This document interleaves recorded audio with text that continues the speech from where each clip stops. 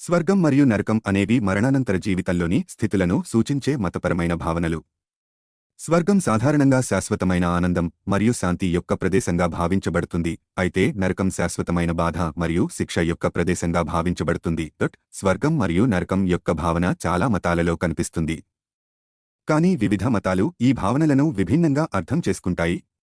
కొన్ని మతాలలో స్వర్గం మరియు నరకం భౌతిక ప్రదేశాలుగా భావించబడతాయి, అయితే ఇతరులు వాటిని మానసిక స్థితులు లేదా ఉనికి యొక్క స్థాయిలుగా భావిస్తారు.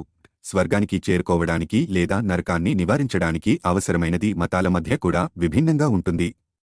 కొన్ని మతాలలో విశ్వాసం లేదా మంచి పనులు స్వర్గానికి ప్రవేశానికి అవసరమని నమ్ముతారు, అయితే ఇతరులు పునర్జన్మ లేదా తీర్పు యొక్క ప్రక్రియ ద్వారా స్వర్గం మరియు నరకం నిర్ణయించబడతాయని నమ్ముతారు. స్వర్గం